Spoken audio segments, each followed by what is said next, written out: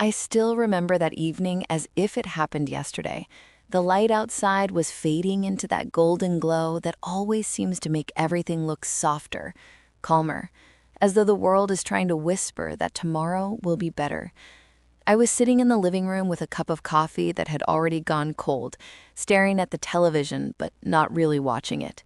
My mind was somewhere else, wrapped in a fog of worry that had been hanging over me for weeks. My son, Matthew, had been distant for some time now. He wasn't the same kid who used to run down the stairs 2 at a time, laughing about some joke his friends had made or telling me about a new video game he wanted. Instead, there was a heaviness about him, like he was carrying a backpack filled with stones that he refused to put down. I tried asking him a few times what was wrong, but each time he'd brush it off with the same tired answers. "I'm fine, Mom," or "Nothing, don't worry about it." And of course, being his mother, worrying was exactly what I did. That evening, though, something was different. I heard his footsteps on the stairs, slow, hesitant, as if each step was a decision he had to make. He came into the living room and stood there for a moment, shifting his weight from one foot to the other. His eyes avoided mine, fixed on the floor, then the wall, then finally landing on me with a seriousness that sent a shiver through me. He said quietly, almost in a whisper, "Mom, can we talk?" My heart skipped, because I had been waiting for those words for so long. I nodded, patting the couch next to me, but he shook his head. "No, in my room. Just us, please." That was when I knew this was serious, more serious than I had imagined. I sat down my coffee, followed him up the stairs, and when we got into his room, he closed the door. The sound of that door clicking shut echoed in my chest. That evening, my son closed the door and finally told me everything. I sat on the edge of his bed while he paced back and forth, his hands fidgeting. He looked like he was searching for the right words, but couldn't quite find them. I tried to break the silence. "Matthew, whatever it is, you can tell me. You don't have to be afraid." He stopped, his back to me, and I saw his shoulders shake just slightly. When he finally turned around, his eyes were red. "I've been keeping something from you, Mom, and it's been eating me alive." My chest tightened. I reached for his hand, but he pulled it away, not out of anger, but out of fear that maybe once he said it, everything would change. "You'll be mad," he whispered. I shook my head. "There is nothing you could tell me that would make me stop loving you." Those words must have been the key he needed, because he finally sat down beside me, took a deep breath, and began. "Do you remember a few months ago when I started coming home late from school?" he asked. Of course, I remembered. I had noticed it immediately. Sometimes he'd come in with excuses about group projects or basketball practice, even though I knew the season hadn't started. I nodded slowly. "Yeah, I remember." He swallowed hard. "It wasn't practice, and it wasn't schoolwork either. I was helping someone who needed it, but I couldn't tell you because I thought you'd think I was stupid or that I'd get in trouble." I tilted my head, confused, but relieved it didn't sound as terrible as I had feared. "Helping who?" I asked. That was when he told me the story that changed everything I thought I knew about those missing hours. He told me about a man named Daniel, someone he had met near the park on his walk home. Daniel wasn't like the other people Matthew knew. He was older, maybe in his 30s, and he didn't seem to have a home.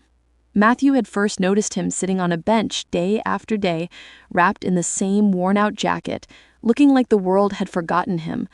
One day, Matthew had stopped and offered him half of his sandwich, and Daniel had accepted it with tears in his eyes. He said he hadn't eaten in 2 days, his mom explained, his voice breaking. And I couldn't just walk away after that. So, day after day, Matthew started visiting Daniel.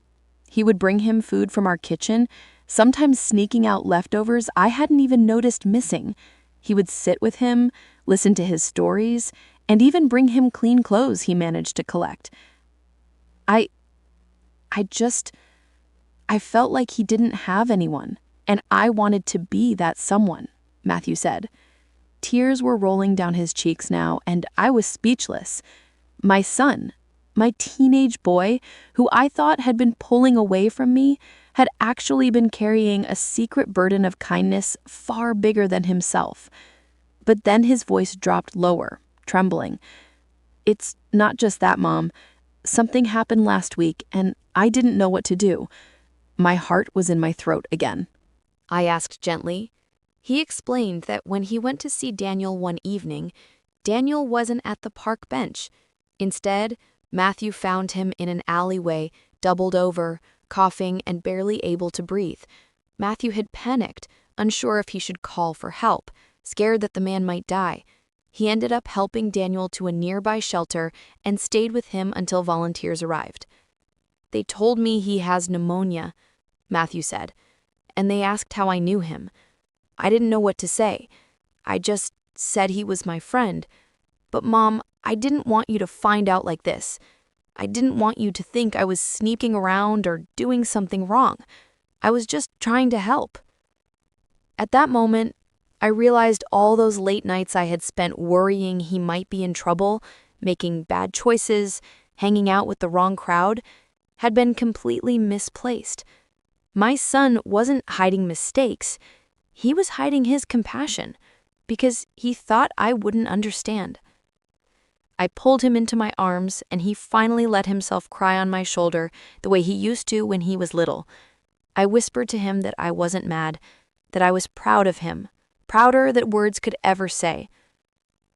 "Matthew," I said softly, "you have the kind of heart that this world needs more of. You saw someone hurting, and you helped even when it was hard. That doesn't make me angry. It makes me love you even more." He sniffled, pulling back to look at me. "So you're not upset I didn't tell you sooner?" I smiled through my own tears. "I wish you had, because I would have wanted to help too. But I understand why you didn't. You thought you had to carry this alone. You don't, Matthew.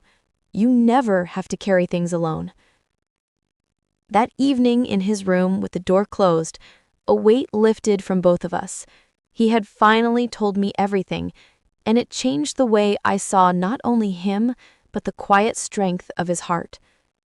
Over the next few days, we started visiting Daniel together. I met him at the shelter where he was recovering, and he turned out to be one of the most gentle, thoughtful people I had ever spoken to.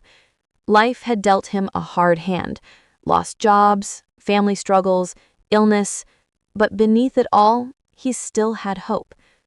He told me how much Matthew's kindness had meant to him, how it gave him a reason to keep going when he felt invisible to the world. Listening to that, I felt an overwhelming pride in my son.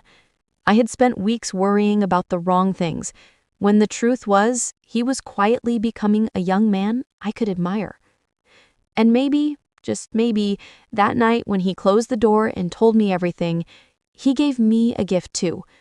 The chance to see him not just as my little boy, but as someone who could change lives with his compassion.